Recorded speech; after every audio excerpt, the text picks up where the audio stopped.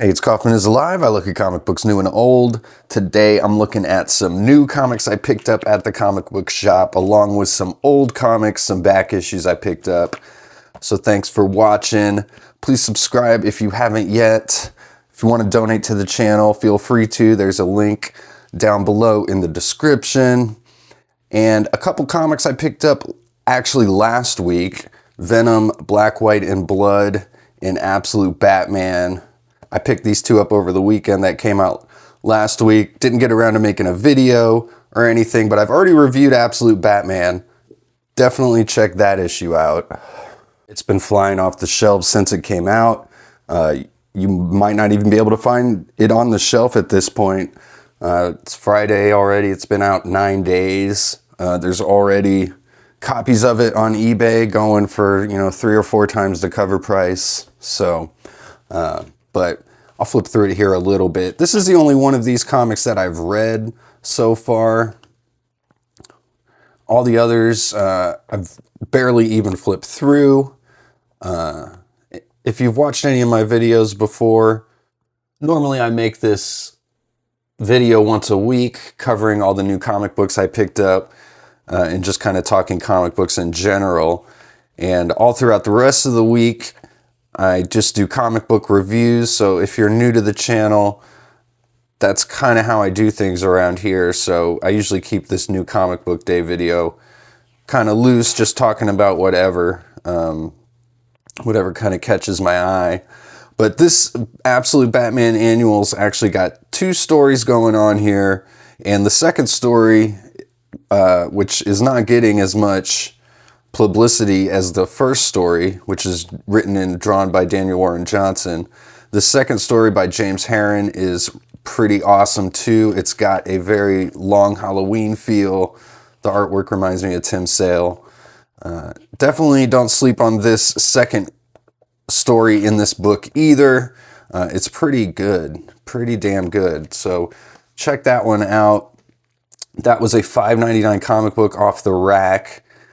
And then also, this came out last week, Venom, Black, White, and Blood, issue number 3.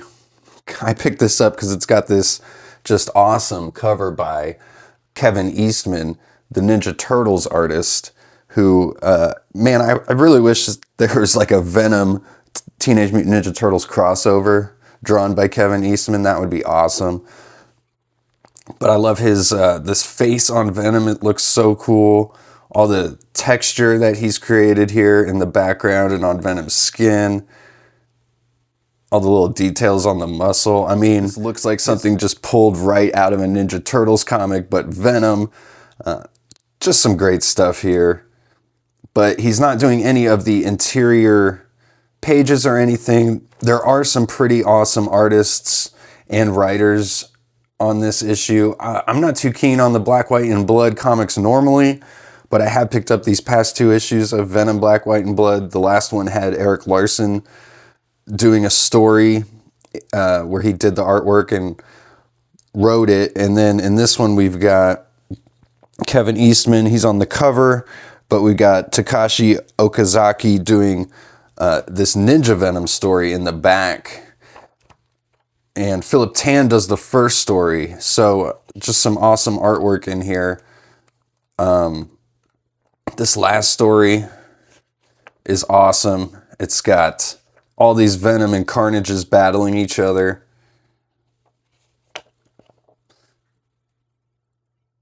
Carnage and Venom, both perfect for a black and white and red series. So that's cool. Venom, Black, White, and Blood, number 3. Check this one out. This was also a $5.99 Marvel book. I definitely think that most comic books these days are just a little bit too overpriced. That's why I only pick up usually like 3 or 4 a week at most. And I just try and hunt for dollar back issues, which I picked up a whole bunch of dollar back issues this week. So stay tuned for that. I'll be getting to those a little bit later here. So I got Absolute Superman issue number 13. This is the newest issue. This came out this week. It's $4.99. Got Jason Aaron writing and Rafael Sandoval doing the artwork here. And looks like Superman bashing up some tanks in this issue. I flipped through this a little bit. I'll give you a little bit of spoilers of some things that happen here. If you don't want them, just skip ahead about a minute. But eventually Brainiac steals his AI suit from him, so he takes that over. And then finally on the last page, Superman comes face to face with Ra's al Ghul. And he's got this kryptonite sword here. So I haven't been enjoying Absolute Superman quite as much as Absolute Batman, but everything's gearing up now.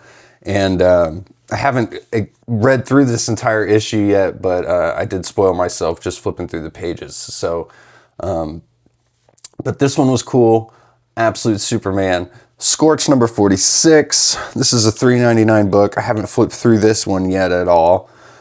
Francisco Mattina is on the A and B cover here. And I'm not a huge fan of his work. We got Bjorn Bjerns doing the cover on the next issue. And I really like his work, Bjorn Bjerns. It's like computer generated. Francisco Mattina's stuff looks computer generated as well. It looks AI to me. Let me know what you think in the comments. And I don't mean that as a slight to the artist, but it just, I don't know. We got Todd McFarlane doing the script and the plot on here. Raymond Gay is doing the interiors. So he's a guest artist on this issue. Steven Segovia is the artist on this book usually. And McFarlane generally isn't the writer, so this issue looks like it might be a bit of a departure from the past few issues. Looks like a lot of people talking in rooms throughout most of this issue, but finally here at the end we get some action with She-Spawn.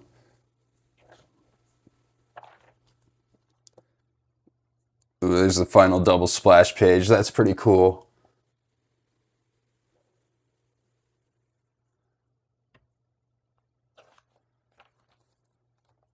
Get some fan art there at the end. Yeah, I don't know. I don't have much to say about Scorched. I've been picking it up for a while. I've picked up every single issue of the Scorched so far.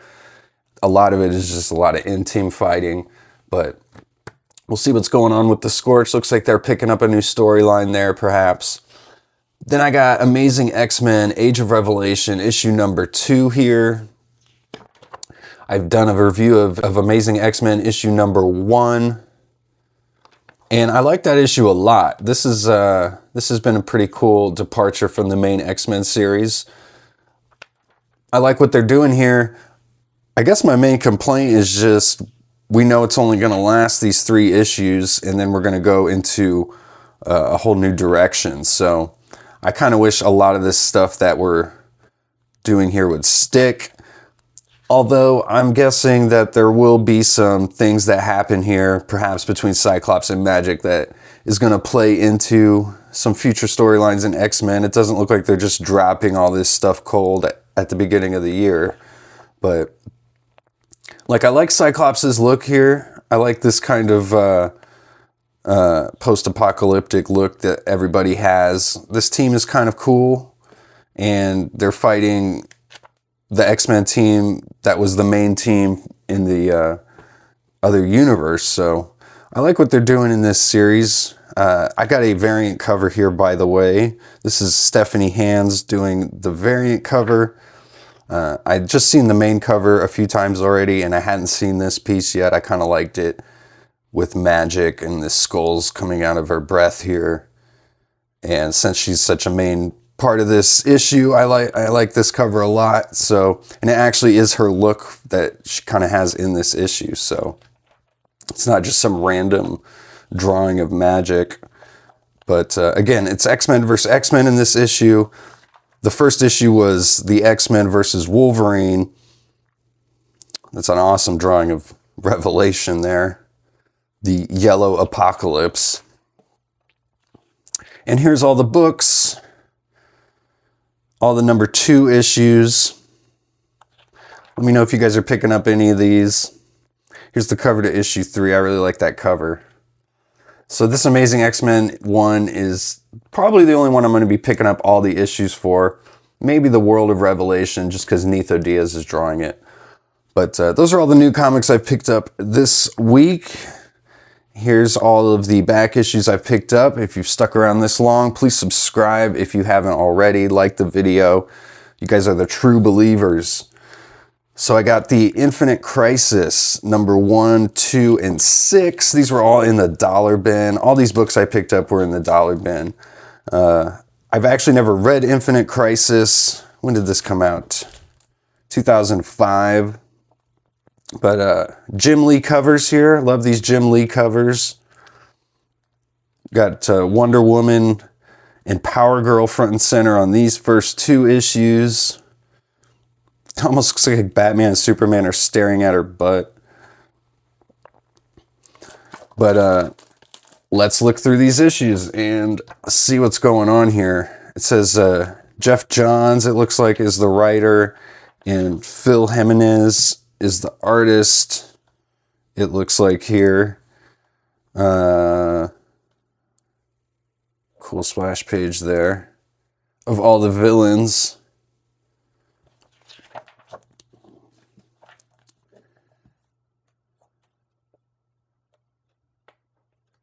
But I was surprised to see these in the dollar bin, I guess. But with all the DC KO and, you know, multiverse destruction going on right now, this was kind of, I guess, one of the first returns to like the Crisis stuff that DC did, if I'm not mistaken, before they've just run it into the ground over the past 20 years. But some interesting stuff here. Infinite Crisis.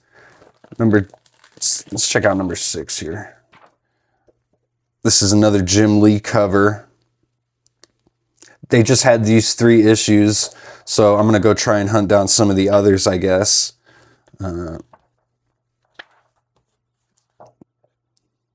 Got Old Superman, Old Man Superman there.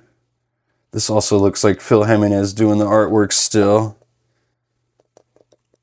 Got all the Earths. This looks like some cool stuff. Really busy looking. I like it a lot. Reminds me of some George Perez kind of stuff with just how busy the pages are. Like from that original Crisis on Infinite Earths. I did a review of that first issue of Crisis way back like a year ago, so go check out that video on my channel. I've got playlists of all my videos. Go check that out on my homepage. I've got all my DC comics and Batman comics, Spawn. They're all split up on playlists to make them easier to find, because I've got hundreds of videos that I've done over the past year and a half or so since I started the channel here. There's some, set the Anti-Monitor, and we've got a new Earth being built here. That's an awesome looking page. I've never seen that before.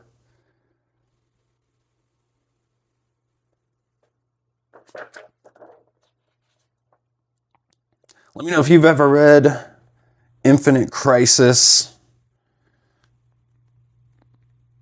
So we got Phil Jimenez, Jerry Ordway, George Perez, and Ivan Rice doing the pencils on that issue. So there's a whole bunch of artists on that one. That was a cool issue. Damage number 0. This was from the 0 Hour event. I always just thought Damage was kind of a cool character name and character design, although he's got some huge pecs there. I flipped through this issue a little bit. It's Bill Merriman is the penciler with Tom Joyner doing the writing.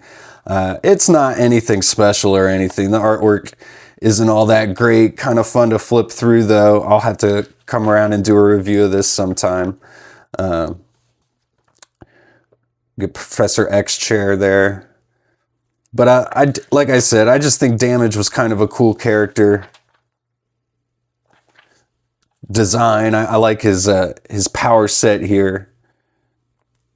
Probably not enough to carry his own series, but I remember buying a few of these when they came out. I don't have them anymore, but saw this in the dollar bin, Damage number 0, so I picked that one up.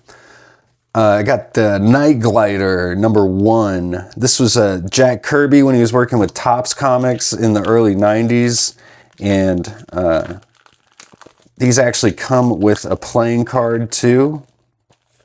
And I wanted to make sure this one had the playing card in it before I picked it up. And this has never been opened, so I'm not going to open it right now. But I've got a lot of these Kirby Chrome comics, and I'm trying to collect all of them. One of them has the Savage Dragon actually makes a cameo. And I love these Topps comics. Definitely check those out. I love the trading cards too in there. Then I picked up some X-Men comics. These came out in early '96. They're just some issues I've never picked up before, and kind of post Age of Apocalypse. I wasn't reading X-Men too much, but this one's got Joe Madureira on artwork here still, so Doctor Strange cameo. That is definitely a real picture of a city. With Doctor Strange there. They didn't have time to draw the actual city. Just throw a picture in there. I think I have all the issues leading up right to this. And this was like, I guess, just when I quit reading. I don't know. I was about like 13, 14 years old when these came out. Maybe I had some spring sports to play or something. I don't know. But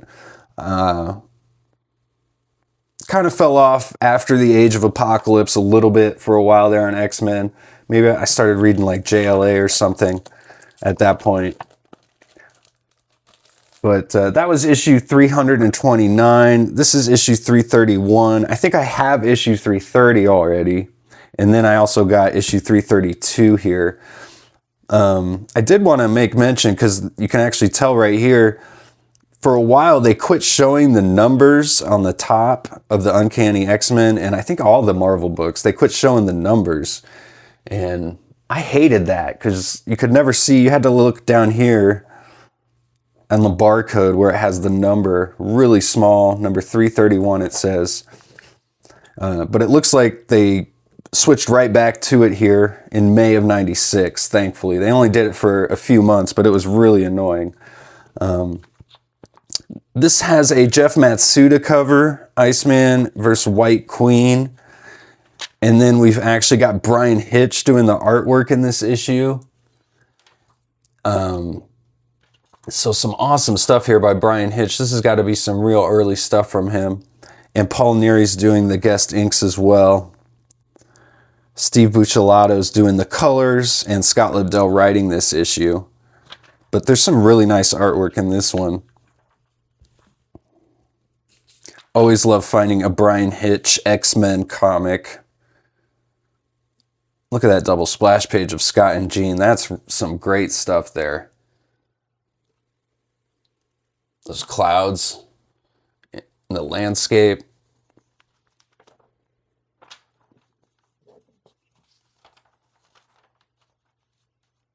I love this X-Force team too. This is one of my favorite incarnations of X-Force, along with Generation X as well. There's an ad in here for the Generation X movie. Here it is. That was going to premiere. I think maybe it did actually premiere on Fox, if I remember. I remember actually, I swear I've got a memory of watching that movie, but it was terrible. Should never have even been released. If it was, maybe it just came out like years later on the internet or something. I can't even remember if this even actually happened. It says premiering February 96. I'm sure that didn't happen, but maybe they did just release it one night randomly later in the year, but they don't even have any promotional image for it. It's just like, I can't even tell what this background is. Almost looks like ants or some bushes or something. But Generation X, they're trying to make that a thing at this point, and White Queen, Emma Frost, she was the leader of that team, of course, so... but this is cool. This looks like a cool issue. I haven't read it yet. And then I got X-Men 332 here. The very next issue.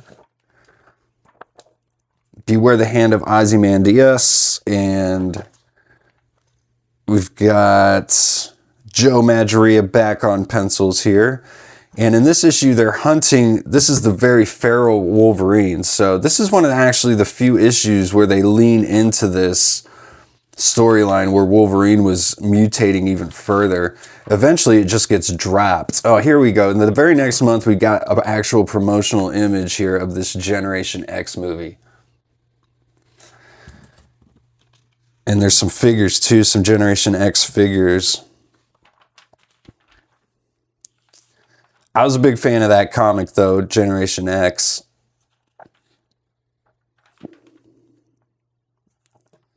So again, we got Joe Madureira doing pencils here on X-Men. I think this is close to near the end of his run. Maybe.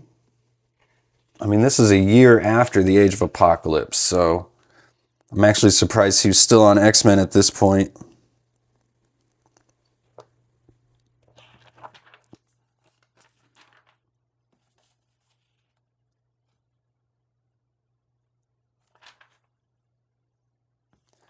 And I picked up, finally, Chapel, #1, exploding from the pages of Extreme Sacrifice. Look at this ridiculous cover here by Liefeld and Stephen Platt.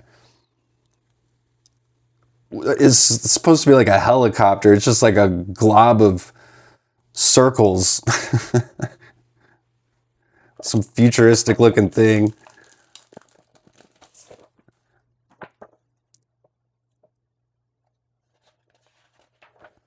This come out February 95, so this came out a year before those X-Men books we were just looking at there. We got Brian Witten doing the plot here with Eric Stevenson, I guess helping him out with the script, and Tom Tenney doing the pencils with Calvin Irving. And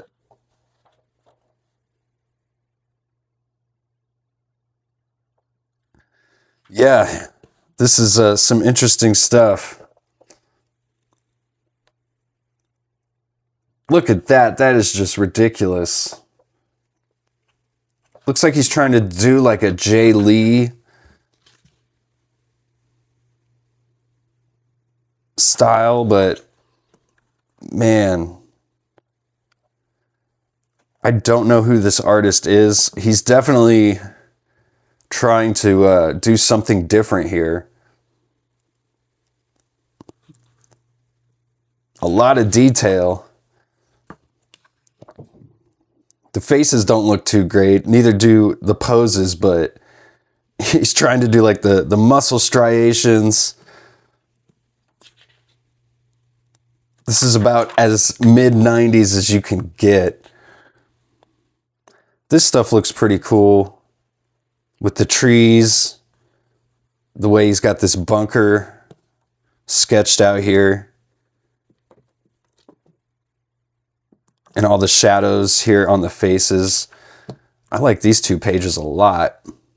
The shadows of the soldiers running.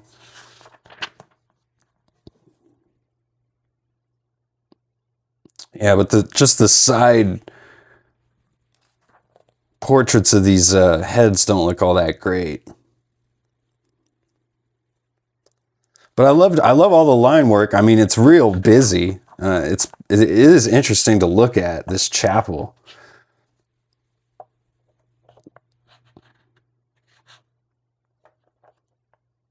This, like I said, though, this is as 90s as you can get, dude. Even with all the ads. for all the other image books.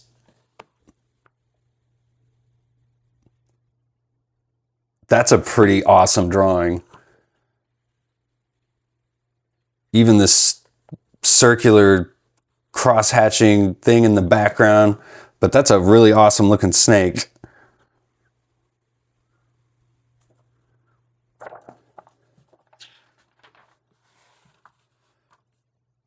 Bad Rock.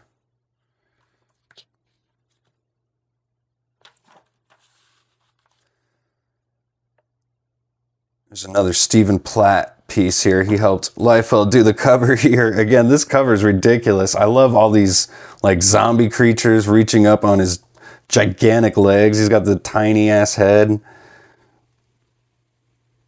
Like his hand doesn't even exist. They just like drew right over his hand with whatever this gun is supposed to be here. So no hands, no feet, just toxic masculinity, giant muscles, bloody knives.